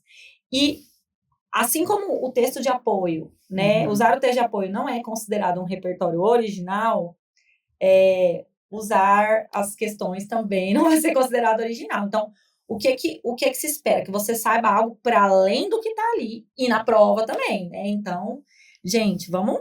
Que você é uma pessoa informada. Vamos fazer um brainstorm aí, vamos pensar em alguma coisa além. Então, é interessante assim. Então, a prova de humanas, então, ela sempre tem um pezinho. Se eu vou falar uma questão histórica, eu vou remeter a alguma questão contemporânea. Então, eu sempre falo assim, prova de filosofia é a mesma coisa, sociologia é a mesma coisa. Quais temas que vocês viram? Vamos colocar aí de metade de 2024. Vamos colocar 2024 para cá, até julho, que vocês falam assim, nossa, essas efemérides, esses acontecimentos que vocês destacariam. Para o aluno ficar atento, dar uma lida. E aí, Raíssa, o que você sugere? Olha, eu vou deixar os acontecimentos para o professor de história, mas eu vou trazer aqui, dentro da filosofia, o que é interessante, que alguns autores que eles podem dar uma estudada, que são sempre interessantes para contextualizar assuntos atuais. Primeiramente, nosso querido amado Platão, que é o verbo to be aí da filosofia, né? Platão, ele sempre aparece na prova e é muito interessante porque a gente pode utilizar bastante ele, porque ele vai problematizar a opinião, né, a doxa, em contraposição a um conhecimento verdadeiro, a episteme. Temos ali o mito da caverna, que fala sobre questionar as próprias opiniões ou aquilo que lhe é dado, que dá para a gente pensar hoje os algoritmos, dá para a gente pensar hoje a IA, então dá para fazer vários paralelos legais. Também acho interessante, galerinha, dar uma pesquisada sobre indústria cultural, né, Walter Benjamin, Adorno, Horkheimer, justamente por aquilo que a gente falou antes, né, das músicas, a cultura pop em si, e o quanto que ela influencia o nosso comportamento. O que mais? Foucault, Michel Foucault, E Hannah Arendt também apareceram nas últimas Sim. provas com bastante força. Eu acho que são autores interessantes. O Foucault ele vai falar das instituições de controle que moldam a sociedade. A Hannah Arendt vai falar do nosso posicionamento político, banalização do mal. Todos esses são assuntos que eu acho que vale a pena. São autores que dá para a gente pensar muito a nossa atualidade. Sim. Ó, eu vou utilizar um pouquinho da minha cola aqui. Até eu vou É utilizar uma essa cola cola depois, viu? muito tecnológica. Você vai ter que eu vou- compartilhar com a gente. Muito vou tecnológica. usar da minha cola aqui, mas ó, uma que é uma efeméride importante. Para quem não sabe o que é uma efeméride, é quando você tem um aniversário redondo de um determinado evento, personagem, né? Então, vamos lá. 200 anos da nossa primeira Constituição. A primeira Constituição que nós tivemos foi de 1824. Então, ano passado ela completou o seu bicentenário, né? Então, é uma data importante, vai falar sobre a questão da Constituição. Nós tivemos ao longo da nossa história em torno de 8 constituições, tá? Se nós olharmos, por exemplo, para os Estados Unidos, eles têm a mesma até hoje, né? Então, dependendo do país, você tem mais ou menos constituições. Uma outra efeméride que é interessante fala sobre a ditadura, antes da ditadura militar, os 70 anos da morte de Getúlio Vargas, né? Vargas comete o seu suicídio 24 de agosto de 54. Então, ano passado completou 70 anos. Vargas é um personagem muito frequente nas questões de história. Então, vale a pena ficar atento a Getúlio Vargas. Posso falar mais? Lógico, Posso? por favor, tô até anotando, né? A gente daqui passando. 60 anos do início da ditadura militar no Brasil, né? O golpe foi dado dia 31 de março, 1º de abril de 1964. Então, já é outra data importante também, 60 anos. Já aqui para o lado de 2025, né? Eu separei aqui, por exemplo, tem um que não é especificamente brasileiro, mas, por exemplo, esse ano completam 20 anos do YouTube, Nossa, grande gente, virada, interessante. né? né? Legal. 20 anos do YouTube. Então, assim, um recurso, uma plataforma mundialmente utilizada, né? Então, que revoluciona, né? Ela dá acesso, né, a diversos indivíduos para poder fazer as suas próprias produções através dela, né? Então, os 20 anos do YouTube. Democratização de Isso. produção De cultural. acesso. Perfeito. 40 anos do fim da ditadura militar, né? Nós tivemos o fim da ditadura em 1985. E deixa eu ver aqui uma outra. Essa também mundial importante. Inclusive, teve agora, né, a Assembleia da ONU. Os 80 anos da criação da ONU. Os 80 anos da criação. Eu achei interessante. Ela foi criada no final ali da Segunda Guerra Mundial, 1945. Então, é um momento em que, de fato, foi criada com o intuito, né, com o objetivo de tentar amenizar os conflitos ou os problemas que a humanidade passa, como a fome, né, a questão da educação, né? A gente percebe que em algumas situações ela não consegue resolver os problemas, muito embora ela se posiciona. Algumas guerras que acabam acontecendo, ela vai se posicionar, mas a gente percebe que em algumas delas ela não consegue, de fato, estabelecer ali a sua vontade, mas ela não deixa de se manifestar quanto ao seu posicionamento. Tá? Então, a criação da ONU, 80 anos, completando em 2025. Nossa. Você, estudante do pré-ENEM, eu quero saber se você anotou. Você que está no ônibus agora, indo para a escola ou voltando da escola, sabe que você está anotando tudo isso? Porque, gente, que é muita dica boa. E assim, e o bom é que vai dando uma paz no coração, assim, nossa, eu já sei o que eu vou encontrar, né? Ó, no próximo bloco, então, nós vamos falar sobre várias coisas, vamos juntar tudo, é tudo junto e misturado no próximo bloco. Nós vamos falar, então, de linguagens com humanos, um pouquinho de mídias e aí várias dicas para o grande dia da sua prova. Fica com a gente, até mais, gente.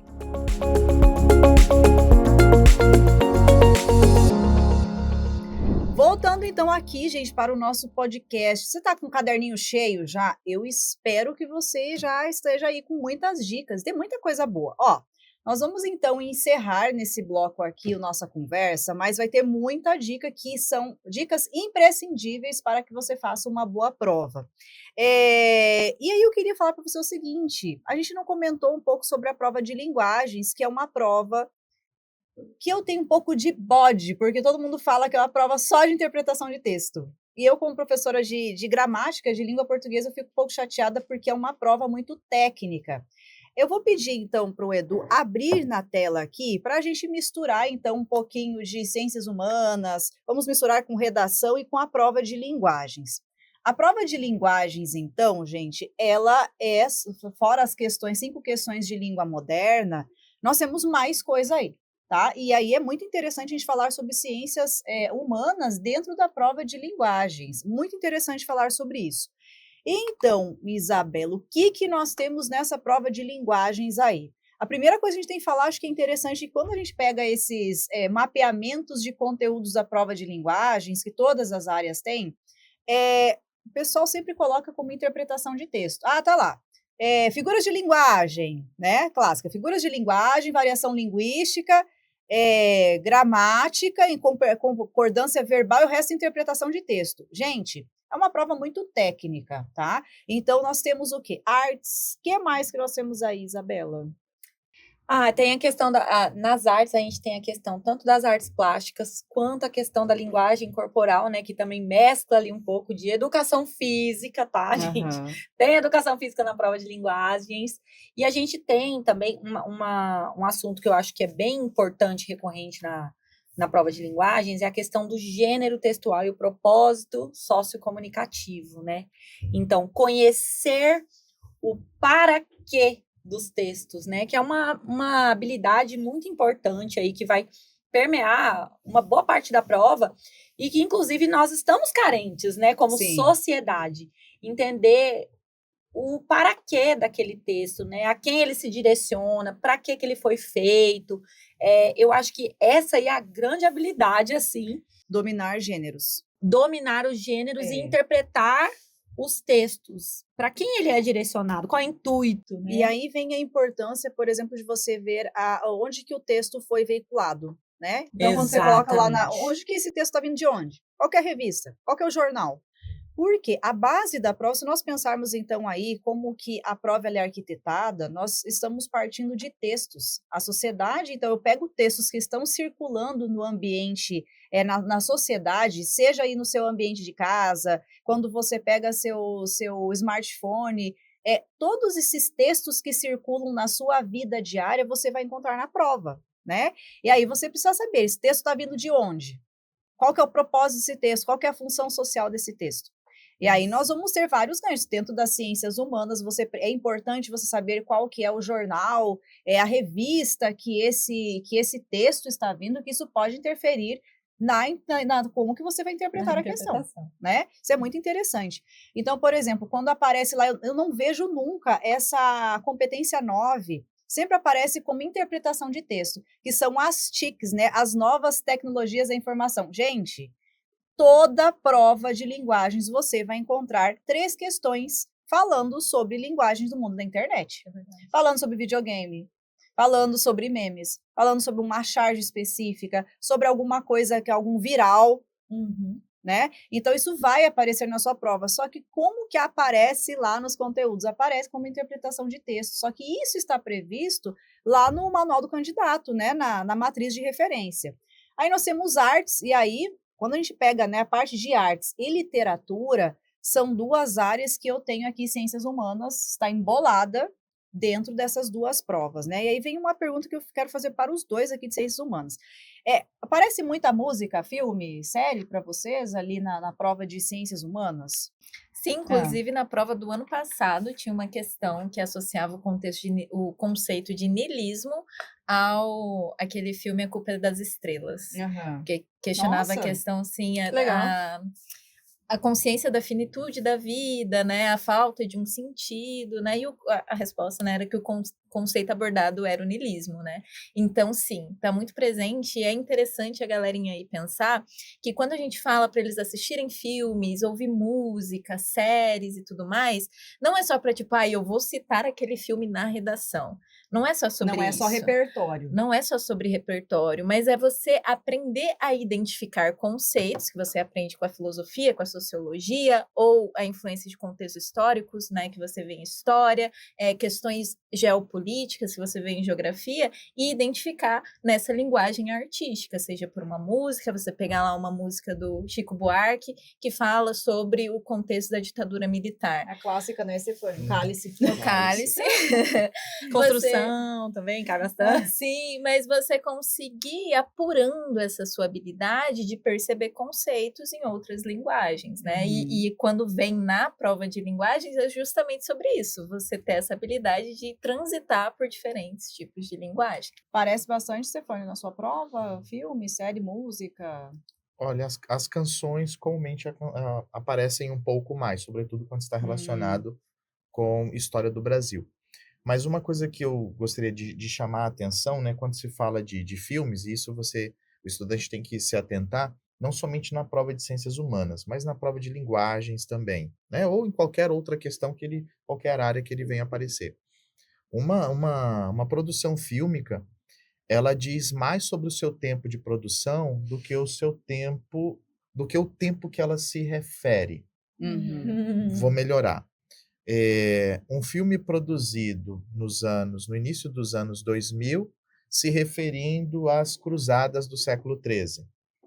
Um filme dos anos 2000, ele diz mais sobre, mesmo que ele utilize as cruzadas como referência, ele diz mais sobre o século em que ele está sendo produzido do que o século XIII, que ele se refere ao episódio. Então, quando a gente vê, por exemplo, uma produção, a gente teve um aumento de produção de filmes voltados, contando a história do nazismo. Por que essas produções aumentaram nos últimos anos? Né? Elas estão sinalizando, elas estão apontando para algo do nosso tempo presente. Só vou fazer um breve, não vamos nem comentar. O filme que foi indicado ao Oscar do Brasil, como é que é a vida... Ainda estou aqui. Ainda estou aqui. Exatamente, o Ainda Estou Aqui é um reflexo disso. Exatamente o que você falou. Né? Então, o estudante deve... Isso tanto para um filme, um quadro... Uma obra literária. Uma obra literária.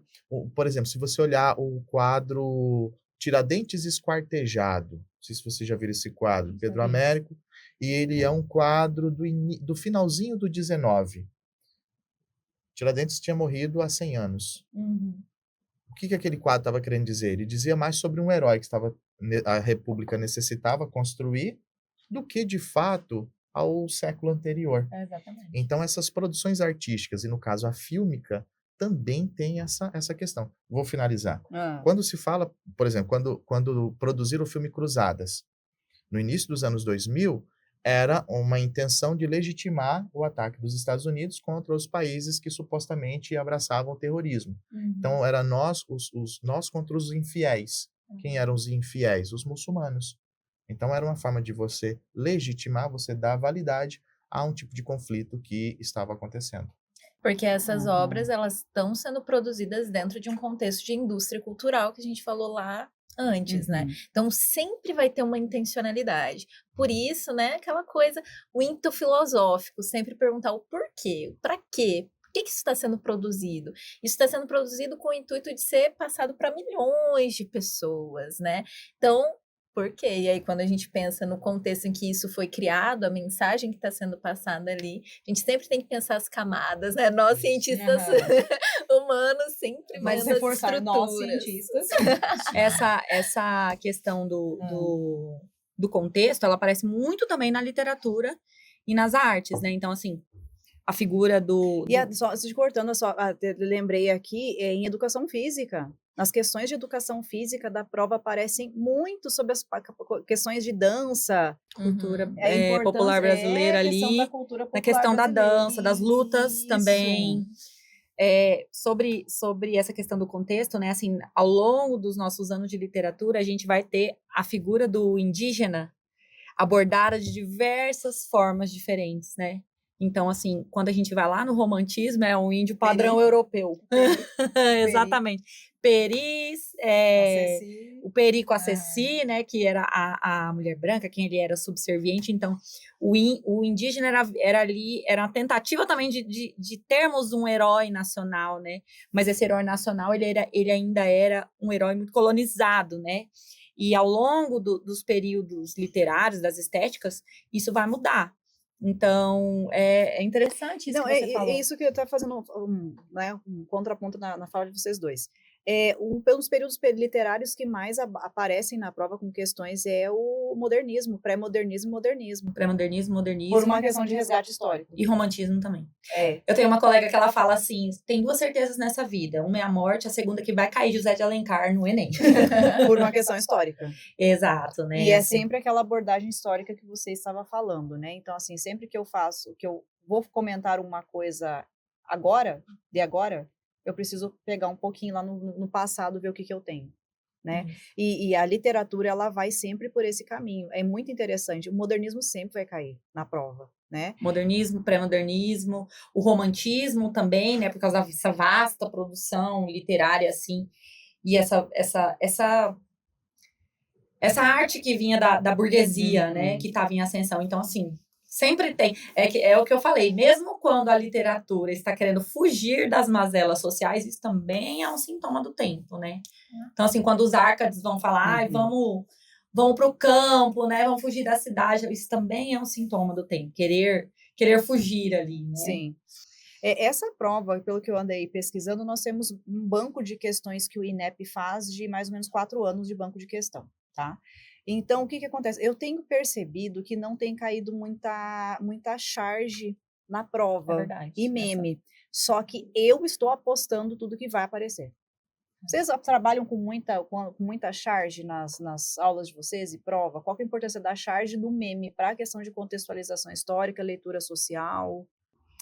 Olha, em filosofia não é tão presente, sociologia já aparece mais, assim. Eu acho que história e geografia usa mais, você mexe geografia do que história, né? A história de vez em quando vem com a proposta da charge.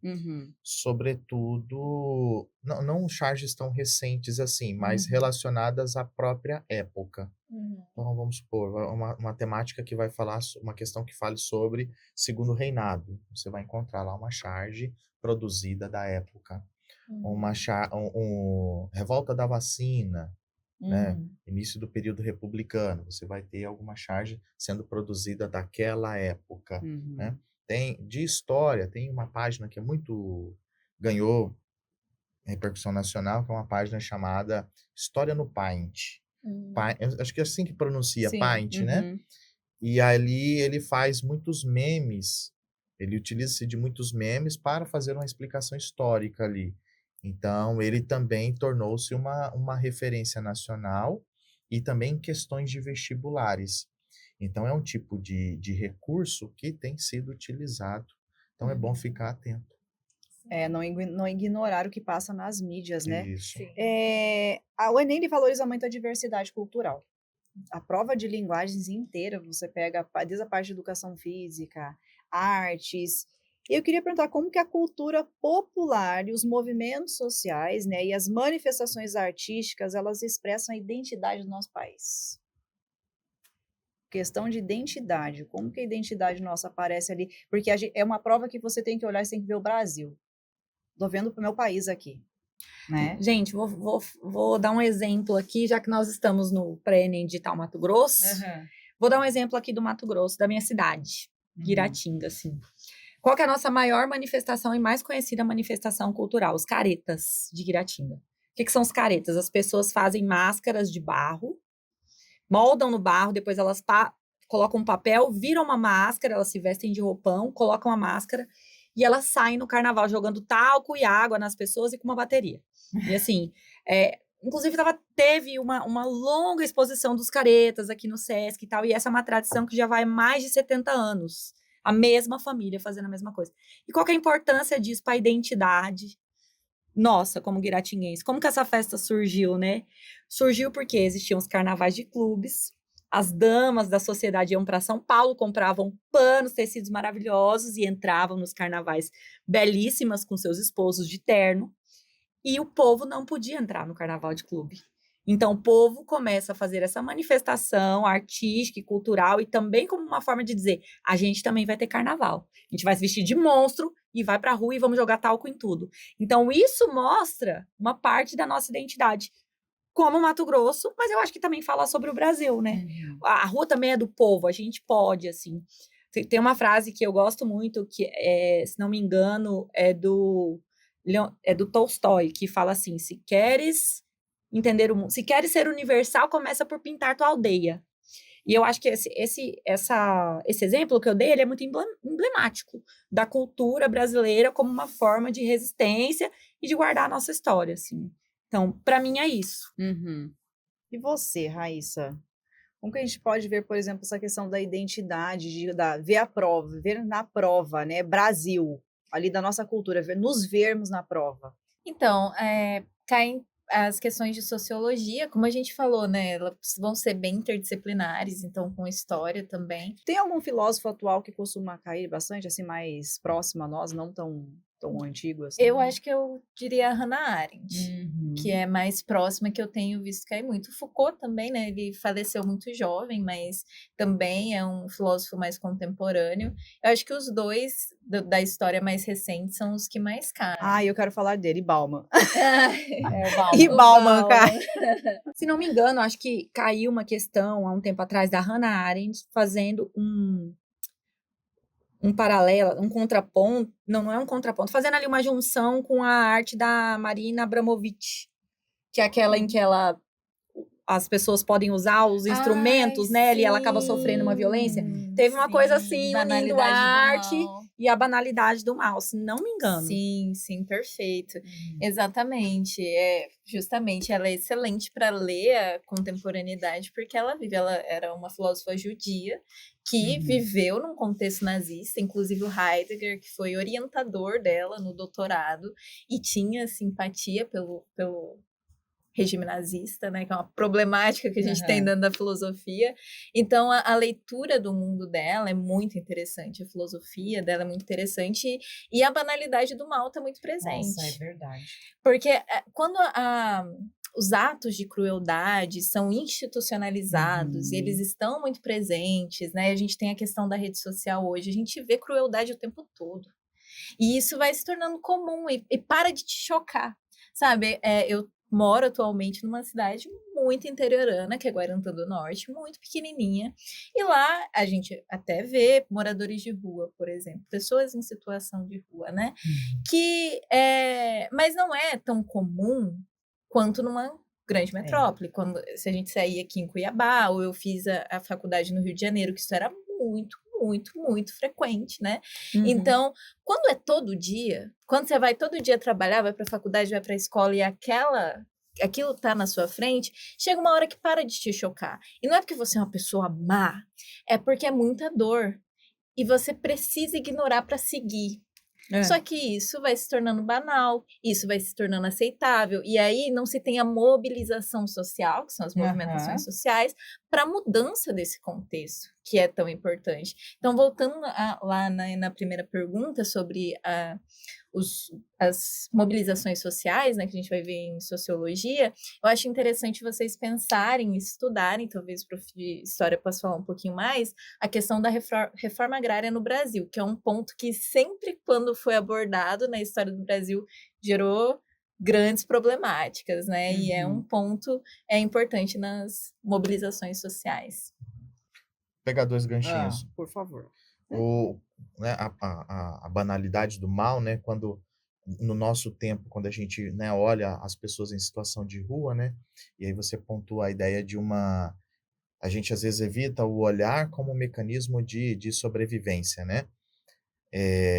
Ou alguns isso já se tornou indiferente, né? Pela frieza e tudo mais.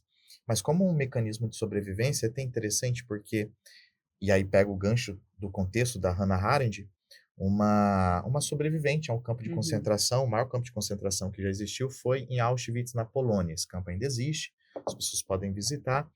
E o grande desejo de uma sobrevivente lá já uma senhora de idade, né, com o passar dos anos, era levar 2 adolescentes para esse campo de concentração. Por que 2 adolescentes? Porque ela foi para lá quando ela tinha nos seus 14 a 16 anos.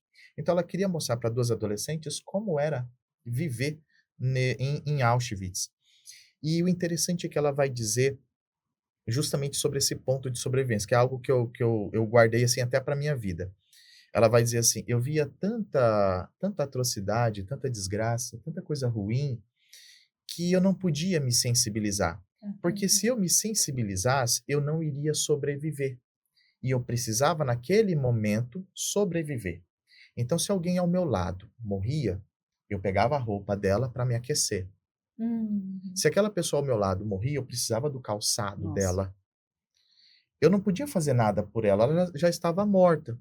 Então, eu tinha que me concentrar na sobrevivência. E aí ela vai levando essas adolescentes e vai mostrando o que é que tinha dentro do campo de concentração. Então, é o que você falou, né? Existem momentos em que essas situações a gente lida com ela como mecanismo, como instrumento de sobrevivência. E o ponto, a ideia dos movimentos sociais e tudo mais, né? Quando pontua a ideia de uma reforma agrária, né? Esse é um problema, essa concentração fundiária, ela surge desde o momento em que se estabelece as chamadas capitanias hereditárias, que foi uma divisão das terras que deveriam ser exploradas dentro do nosso território. Então, as capitanias hereditárias, as sesmarias, que são grandes extensões de terras, e isso foi passando de uma geração para outra. E todas as vezes que vai se abordar sobre esse tema, discutir sobre ele, existe uma barreira significativa. Inclusive, um dos pontos, né, que nos conduziu ao golpe de 64 foi a proposta, né, dentro das reformas de base, proposta pelo presidente à época, João Goulart. Dentro dessa reforma de base estava a reforma agrária, que aí ela é vinculada a uma questão política, vinculada ao comunismo e tudo mais. É uma prova, assim, com uma identidade muito forte, né? Então, assim, a prova nossa do primeiro dia, a gente vê, assim, que é uma prova que todas as áreas estão muito conectadas, né? Porque com um repertório, assim, que você fala assim, nossa, tenho uma dica de um livro, de um filme, de uma série que eu queria que o aluno que está lá do outro lado, está me escutando, limpando a casa, está me escutando. Um repertório, assim, uma dica de um filme que pode te ajudar, uma questão de uma boa leitura de história, pode te ajudar um pouco sobre filosofia, pode ajudar aí em repertório para redação. O que vocês têm? Isabela, começa você. Eu que começo? Vou começar com a Isabela. Então, eu ia falar aqui do Naruto, mas eu resolvi trocar, assim, porque a gente já falou bastante de filme e tal, falamos de série. Eu queria indicar para os estudantes ouvirem e verem o clipe de uma música, que é Amarelo, do Emicida. Que é uma música incrível, assim, acho que nos últimos 10 anos, assim, foi a melhor música, a melhor produção musical. Por quê? Porque nessa canção Amarelo, do Emicida, ele vai mesclar grandes mazelas da nossa sociedade. Quais são elas? A questão do racismo, a questão do preconceito, da LGBTfobia, vai falar da questão da saúde mental nas favelas, que é um projeto que o Emicida tem, né, que é de levar saúde mental para as favelas. Falando de sobrevivência, assim, a gente tem, culturalmente, depressão é coisa de rico, ansiedade é coisa de rico, eu não tenho tempo para ter depressão e ansiedade. Não, essas pessoas, elas sofrem com esses problemas, e a gente só vai descobrir que elas sofrem quando elas tentam contra a própria vida e tal. Então, essa música Amarelo, que é do Emicida, Majur e Pablo Vittar, ela vai mesclar essas mazelas, vai ter várias frases de impacto que dá para usar, inclusive como repertório de redação. E o clipe, gente, vale a pena. Veja o clipe. O clipe é uma obra de arte, assim. Então, é isso que eu quero indicar, assim. Vocês vão encontrar lá diversas dessas questões, assim. É bem tocante, bem legal. Ai, que legal. E você, Raíssa? Então, os meus nenéns, né, já estão acostumados com essa dica, mas é o filme V de Vingança. É um filme inspirado num quadrinho que, por sua vez, é inspirado em uma das grandes obras da humanidade, que é o 1984, do George Orwell. Então, já fica aí a dica de livro também, que é maravilhoso. E o George Orwell, ele, lá no livro, ele tenta pensar como seria 1984, né, o ano, e ele pensa um contexto fascista, onde você tem uma nação que você é observado o tempo todo, né? E olha só, o líder é o grande irmão, o Nossa, Big Brother. Entende qual livro? Então, por isso que a ideia do reality Big Brother é você ser observado o tempo todo. E olha só, quando você sai, você vai pro paredão. Que paredão é esse? De fuzilamento. Uhum. Então, assim, o V de Vingança é maneiro vocês assistirem, porque ele vai ter uma parada mais dinâmica, aquela vibe de anti-herói, né? E máscara, e lutas, explosões É e legal, tudo legal. mais. Então, é maneiro, mas também vai pensar vários conceitos, como a banalidade do mal, que a gente falou aqui, a ideia do panóptico, que é você ser observado o tempo todo, que é de Michel Foucault. Além disso, vai falar da institucionalização da violência, a segregação das pessoas, né? Então, assim, é bem maneiro. Não vou falar muito para não dar spoiler, mas assim, tem até Cine Enem já do pré-Enem de Matupá sobre esse filme, Ai, que viu? chique. Então tem várias dicas lá. Legal mesmo. E você, Stefânio? Olha, a dica que eu dou, Capitães da Areia. Os professores de literatura. Capitães da Areia, acho é uma obra incrível, né? Jorge Amado, um livro que foi censurado à época, Uhum. porque era governo Vargas. A obra de Jorge Amado foi censurada. E é um filme, um livro, tem o filme também, né? Tem o filme também, mas fica no livro. É um livro curto. livro é muito bom. O livro é curtinho, Não é um livro extenso. é um livro curto. Você vai apreciando ele. E o interessante é que, só um breve resumo. Se alguém entregasse o texto hoje e dissesse que ele foi escrito em 2024, nós acreditaríamos. Porque ele faz uma denúncia, espécie de uma denúncia, né? Ele faz ali na obra, e que ela é uma problemática existente até hoje, né? As crianças abandonadas. Então, Capitães da Areia é um livro incrível. E Fala sobre identidade, fala sobre filosofia, sobre história. fala sobre... E os personagens são adolescentes. Tudo, gente. Isso, Você vai- são você vai- adolescentes. Você vai se apaixonar pelo E Pedro Bala, ocupa ao mesmo tempo você pra vai odiar tudo. ele. Né? É muito legal. Enfim. Bom, gente, para a gente se encerrar, gostei muito de conversar com vocês, gente. Adorei. Foi muito demais. bom. Eu quero que vocês deem assim, uma dica. Não pode, no dia da prova, qual que é a dica que você fala assim, de ouro? Mas tem que ser uma diferente da outra. Uma dica de ouro. Vai, Raíssa, começa você. Eu vou começar primeiro. Então Vocês- vai. eu acho que fazer o percurso do dia da prova, principalmente, por exemplo, para quem é aqui de Cuiabá, Várzea Grande, refaz o percurso, reveja se a escola é exatamente aquele lugar que você está pensando que é. Eu acho que essa questão de você saber o lugar que você vai fazer a prova é muito importante. pra não Estamos ser com pego- obras. Estamos com muitas obras em Cuiabá, em Várzea Grande, então, assim, refazer o percurso no dia da prova é muito importante. E aí? Gente, a minha dica, que eu já falei, lê o comando da questão primeiro para poder ler o texto. Tem uma dica que parece muito boba, mas vai evitar que você tenha erros no gabarito e vai fazer você fazer o gabarito muito mais rápido, que é usar ali o documento como régua para você preencher. fazer uma E reguinha. não apenas isso. Em vez de você usar como régua e ir pintando um por um, você vai dando um pontinho dentro da isso bolinha funciona. que você vai Verdade, pintar. Depois isso você só volta pintando. Economiza muito tempo. Perfeito. Raíssa. Documento com foto, horário, lembrar, né? Aqui em Mato Grosso nós somos muito grandes, mas Verdade. ali a parte norte, nós não somos horário de Brasília. Então, pelo amor de Verdade. Deus, cuidado com o horário, saia com antecedência, a caneta é preta. No Enem não tem Manuel Gomes, não é caneta azul, é apenas caneta preta, tá bom? E o pessoal de Alto Araguaia, Alto Aquari, Alto Garças, horário de Brasília. Exatamente, Nossa, então fique ai, atento, gente, fique horário de atento Brasília. qual que é o seu horário.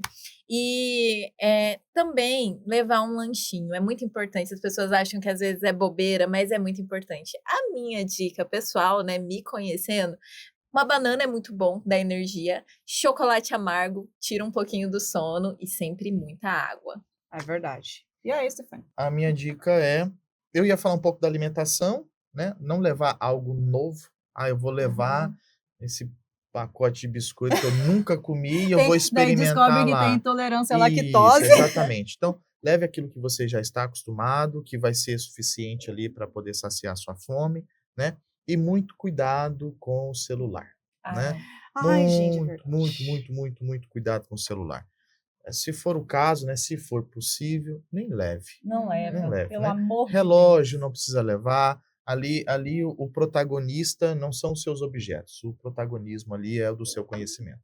Então, se possível, né, evite levar. Preciso levar porque depois eu tenho que chamar Uber ou ligar para minha mãe, para meu pai. Ok, mas todo o cuidado possível. Verificar despertador, colocar no modo avião, desligar. Quando eu fui fazer, era possível a gente tirar a bateria, hoje né? não dá pra Hoje fazer não isso. hoje não dá para fazer isso. Mas verificar todos os alarmes, desligar tudo, modo avião, o que você puder desativar, façam isso. Isso é verdade. O ano passado, uma aluna minha, ela foi desclassificada por causa que tocou o despertador, Stefania, e ela É? estava, assim, extremamente concentrada para a prova, ela queria muito fazer a prova, ela foi desclassificada. Eu fiquei muito chocada. Ai, que Sobre dó. o lanche, gente, vou fazer aqui um ASMR. Tenta não levar coisas que na hora de abrir fazem muito barulho. Por quê? Você incomoda o outro e você começa a abrir assim, ó. Você perde muito tempo para comer. Então, se for levar um skinny, leva num Tupperware, que seja, porque isso atrapalha os outros e atrapalha você. Você começa a comer com medo de estar incomodando e perde tempo, né? E o tempo é precioso. Gente, eu queria muito agradecer a presença de vocês. Assim, Raíssa, que veio de Matupá, muito obrigada por você ter vindo. Isabela, de Rondonópolis. Obrigada. Stefânia, aqui de VG, a gente se VG. reencontrou de novo. Eu sou muito feliz, assim, pela conversa que a gente teve. Eu espero que os nossos alunos recebam as nossas energias, gente, daqui para vocês. Que a prova de vocês flua, que vocês sintam assim, poxa, eu escutei na hora da prova, que você lembre de nós, da conversa que a gente teve. Refaça o podcast, volte em algum trechinho específico, anota a dica.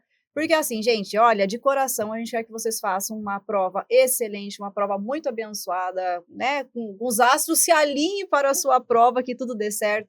Porque é o que a gente deseja como professores da rede estadual de ensino, como professores do pré-ENEM, que a sua prova seja, assim, maravilhosa, excelente, que você consiga ser um aluno da Universidade Federal de Mato Grosso, da Unemate, que seja, né, qualquer universidade criada por aí. Bolsista. Bolsista, porque a nossa história é o que nós três aqui somos, é o que a gente deseja para vocês. Gente, estou esperando vocês para o próximo podcast, que vai ser sobre matemática e ciências na natureza. Espero vocês, gente. Um grande beijo. Até a próxima. Tchau. Tchau.